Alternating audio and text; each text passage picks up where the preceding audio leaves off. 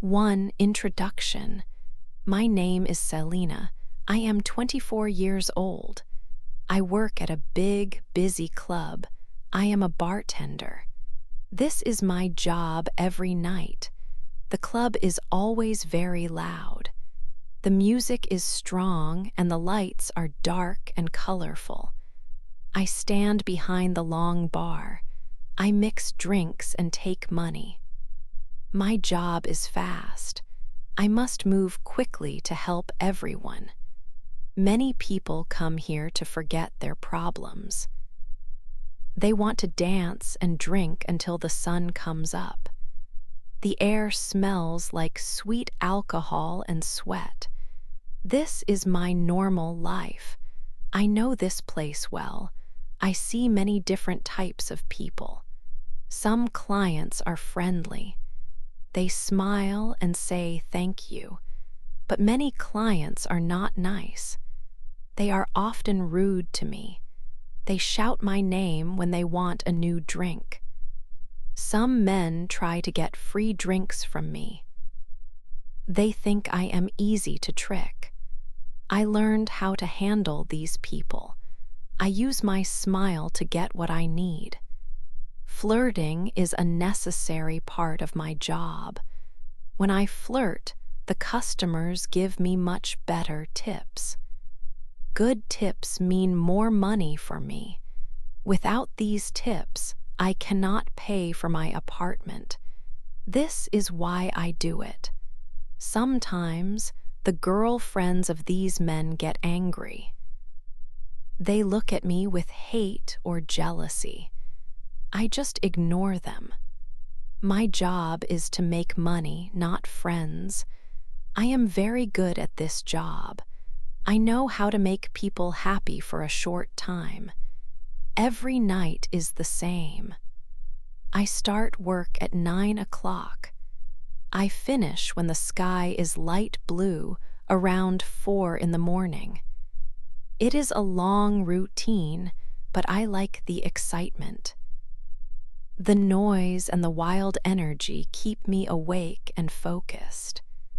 I hear many strange stories from the customers, but I never tell my own. I keep my feelings private. I come here to work, not to look for trouble or love. I thought this routine would never change. I believed my life was simple and predictable. I was ready for another long, loud night of work, but that night was different. It was the night that a new, quiet man walked through the door. 2. The rich man. A new man walks into the club. His name is John. He is different from the other men I see every night. He does not scream or push people. He is tall and very calm. He wears a suit. This suit is very expensive. It looks new and clean. John moves slowly through the loud room. He does not look worried about the noise or the big crowd. I look at him closely. I see his watch. The watch shines brightly under the colorful club lights. I think to myself, that watch must cost more than my small car. I know right away. This man is rich. He is probably a millionaire. Many other women see John, too. They try hard to get his attention. They wave their hands or stand near him, hoping he will look at them. But John does not look at the other women. He looks only at me behind the bar. His eyes are strong and deep. I stop serving the other customers immediately. I ignore the men who ask loudly for beer. I put all my focus on John. This interaction feels important. I need to know why he is here and what he wants. I walk over to him quickly. I smile a big, bright smile. It is the best smile I have. I ask him what he wants to drink. His voice is deep when he answers me. It sounds quiet in the loud music, and I lean in close to hear him. I give him his drink. It is a special drink, and I do not charge him for it. I want him to feel welcome. It is free for him. I want him to stay here for a long time. We start to talk. I lean close to his ear so he can hear me clearly over the noise. I tell him small, funny things about the club. He listens carefully. He does not look away, not even for a second. Most men look at me like I am just a fun person for one night. They look quickly, then they look back at the music or their friends. But John is different. He watches me like I am something new and very interesting. He watches me like he wants to know my entire story. He looks at my eyes, not just my body. I feel a strange feeling. It is not just the feeling of getting a big tip. It is a feeling of excitement. I want him to keep looking at me. I want him to keep talking to me. I flirt more strongly than I usually do. I touch his hand quickly when I pass him the glass. I laugh loudly at his jokes, even the small ones. I want him to know that I am interested in him, too. I want him to feel special, just like he makes me feel special. He stays at the bar for a long time. The minutes pass quickly. I forget about the other people waiting for drinks. I only see John. I only hear his deep voice. The club is still loud, but suddenly the noise seems far away. It is just me and John in this small space. He holds his glass and watches me work. He smiles slowly. This slow smile makes me think about what might happen later tonight. I decide that I want more than just a tip from this man. 3, leaving the club, John and I talked for a long time. The music was loud, but we spoke very close to each other. I felt different when I looked at him. He was not like the other men who came to the club. He was calm, and his eyes watched me closely. I thought about my job and my routine. Tonight, I did not want to stay inside the club. I wanted something new and exciting. This feeling was sudden and very strong. I made a quick decision. I looked at John and smiled. "Let's get out of here," I said. I surprised myself. I never said this to a customer before. My job was important, and leaving early was risky. But I did not care about the risk just then. John smiled back. It was a slow, easy smile. He said, "Yes, I like that idea very much." I turned quickly and walked to Maria, my coworker.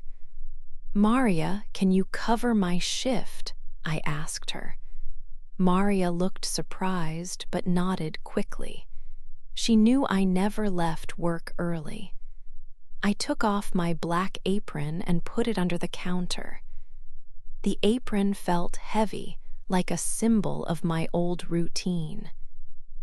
Now I felt light and ready for the unknown. I said goodbye quickly to Maria and left the crowded bar. We walked out the back door into the city street. The cold night air felt good on my skin after the heat of the club. The loud noise of the music and the shouting people went away behind us. I looked at John. He was smiling again. He seemed happy to follow me. We found John's car waiting nearby. It was big, black, and looked very expensive, shining under the streetlights. It was a quiet car. "Where are we going?" he asked, opening the door for me. "I know a place," I said, sliding inside. "It is my favorite place to dance. It is loud but honest." We drove for about 10 minutes through the city streets. We arrived at a smaller club. This place was very different from the bar where I worked. It was where I went to be myself, away from work. When we walked inside, I started to move to the music immediately. I did not wait for him. I showed him how much I loved to dance. I moved my body freely. I closed my eyes for a moment. I felt completely free. I was not Selena, the tired bartender now. I was just Selena, ready for fun. John stood near the wall and watched me. He did not dance right away. His eyes were intense and hungry, watching every movement I made. "You are very confident," he said when the fast song finished. He moved closer to me. "I like what I see very much." I laughed softly. I took his hand and pulled him onto the dance floor. We started dancing together slowly this time. He moved well, matching my steps, but he kept his focus only on me. The connection between us grew stronger with every moment. He put his hands on my waist, pulling me close. His touch was warm and firm. It felt exactly right. We were very close, moving together under the changing colored lights. The whole world outside the small dance floor disappeared. It was only John and me now. I felt excited, bold, and very much alive. I knew this night would be one I remembered forever. I was ready for whatever happened next with this rich, mysterious man. For the big house, John drove us to his home. The car stopped, and I looked up at the building. The house was enormous. It was bigger than any building I had ever seen in the city. I could not believe it was just one man's house. I stopped breathing for a moment. This sight was much different from the busy, loud club where I worked every night. I felt very small standing next to his huge front door. We entered the house. The air inside was quiet and clean. I saw glass and gold everywhere I looked. The walls were painted a perfect white color, and they went up very high. Soft lights made the large space feel warm. Expensive rugs covered the floor, making my steps silent. I saw many pieces of art. There were paintings that looked very old and beautiful, and large stone statues stood near the stairs. Everything was perfect. Everything was proof of his extreme wealth. I knew for sure now, John was a millionaire, maybe even richer than I thought. The luxury made me feel strange, but also very excited. I knew this was a big, sudden step, but I did not want to stop. I did not think about the consequences of this decision. I did not think about the future or what this night meant. I decided to follow the moment and the strong feeling I had for him. I wanted the excitement and the wildness of it all. We went upstairs quickly. The night was wild. It was very fast, like a quick, hot fire that burns brightly. We did not talk much. The experience was full of passion and heat. I was completely focused on him and the strong feeling. I forgot everything about my normal life, the club, the customers, the tips, and the daily routine. I only knew John and the feeling of being alive. The time moved quickly, like water flowing down a river. It felt like only 10 minutes passed before the first light of morning started to appear outside the window. I felt tired, happy, and completely satisfied after this amazing night. 5. The bad surprise. The sun was starting to rise outside the large window. I woke up slowly. I felt warm and happy, remembering the wild night we shared. I looked around the big, quiet room. Everything still looked expensive and clean. John woke me up completely. He did not look happy now. His face was very serious and worried. He spoke quickly. He said, "You must leave now."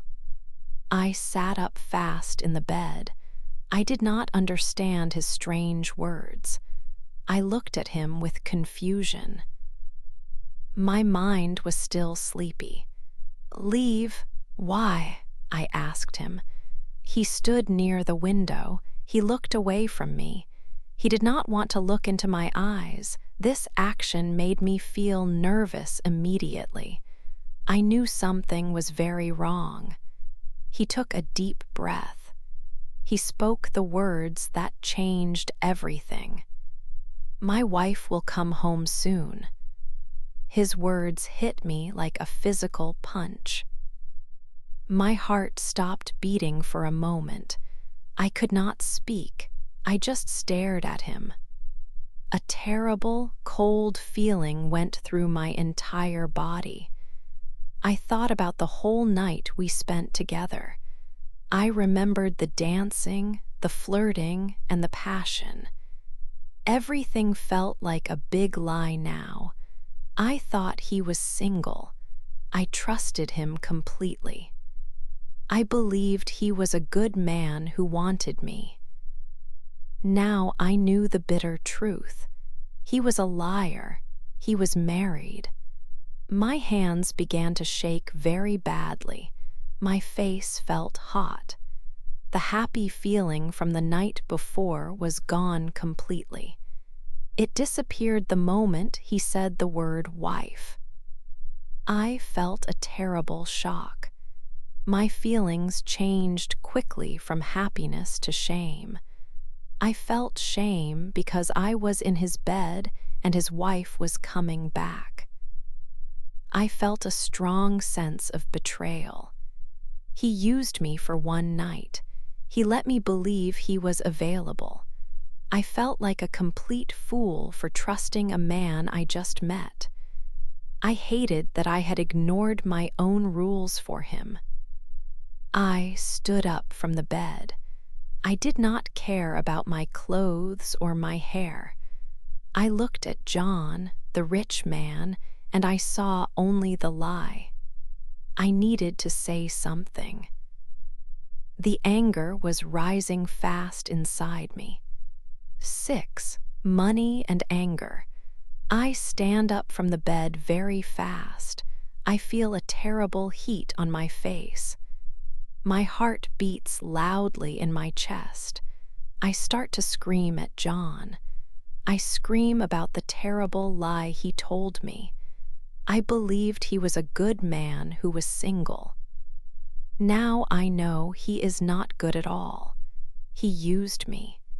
He used my time and my body for only one night. John tries to look calm. He holds his hands up and tells me to be quiet. He says my anger is too loud for his house. He says that what happened was just a mistake. He tells me that he is sorry for the surprise about his wife, but his sorry words do not touch my feelings. I cannot stop shouting at him. I feel like a fire is burning inside me. Then John does a thing that makes the fire bigger. He takes out his expensive wallet. It is black leather. He pulls out many cash bills. I see that they are big bills, maybe hundreds of dollars. He holds the money toward me with a serious face. He says, "Take this money. It will help you forget what happened.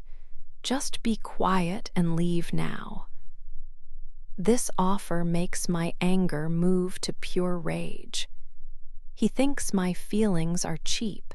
He thinks he can pay me to hide his secret. He thinks he can buy my silence and my shame. He thinks he can buy me. I am not a thing to buy. I am a person, and I will not be bought by a liar. I hit his hand away very hard. The cash falls down onto the clean, white floor. I do not even look at the money. I look around the rich room. I see all the expensive things he owns. I see a tall, beautiful vase standing next to the large window. It is white and looks very old and valuable. I walk fast to the vase. I pick it up with both hands. It is heavier than I thought it would be. I throw the vase hard onto the marble floor. Crash. The sound is very loud and sharp. The vase breaks into many, many small pieces. The noise echoes through the silent house. John shouts my name. He starts to run toward me to stop me. I see a small stone statue on a nearby table. It is a statue of a woman. I grab the statue and throw it across the room. It hits the clean wall with a dull thud. It does not break, but it leaves a black mark on the perfect paint. I scream at him again, louder than before. "You cannot buy me." I shout the words with all the power in my lungs. "I am not for sale. You used me, John. You are a liar and a user." My voice shakes with strong emotion. My heart hurts more than my throat from the shouting. He stops running. He stands still now, looking at the broken glass and the broken vase. He sees my true anger. He knows that all his money cannot fix this bad situation. 7, the note. I was standing in the big room. I looked at John. I knew I could not leave without doing something important first. He lied to me, and that lie was terrible. I had to tell the truth to someone. I looked around the large, expensive room. I needed to find a piece of paper and a pen quickly. I saw a small table near the long staircase. I walked quickly to the table. John started walking toward me. "What are you doing now, Selina?" he asked in a loud voice. I ignored his question. On the table, there was a nice pen and a small pad of white paper. I grabbed them both fast. I knew I had only a few seconds before he reached me. I thought about his wife. She did not know about the night we spent together. She deserved to know the truth about John. I wrote very quickly. My hand shook as I held the pen. I did not write bad or angry words. I only wrote the simple, clear truth. I wrote, "Your husband was not alone last night." I signed the short message with my name, Selena. John was very close now. He was shouting my name again. "Stop! Give me that paper immediately," he demanded. I held the small note tight in my hand. I needed a good place to hide it. It had to be a place where John would not find it. It had to be a place where his wife might find it. I saw a very small opening under the thick wooden railing of the staircase. I pushed the paper deep into the small, dark space. I used my finger to make sure it was completely hidden from John's view. He grabbed my shoulder. "You cannot do this to me," he shouted. I quickly pulled my arm away from his hand. My heart was beating very fast. I looked him in the eye for the last time. He looked shocked. I turned and walked quickly toward the huge front door. He kept calling my name loudly. "Selena, wait." "Come back," but I did not stop walking. I did not look back at the gold walls. I opened the heavy door and stepped outside into the cold morning air. My legs were shaking, but my heart felt strong because I had told the truth. 8. The final lesson. I walked away from the large, rich house. The morning air was very cold against my skin. The sun was just starting to rise, making the sky pale blue and gray. I pulled my jacket tight around me. The street was quiet. I could hear only my own footsteps on the pavement. I looked back at the house one last time. It looked silent and full of secrets. I knew John was inside, maybe trying to clean up the mess I made, or maybe worrying about his wife finding the note. My heart felt heavy in my chest. I felt many things at once. I was angry at John because he lied to me. I was sad because I felt used.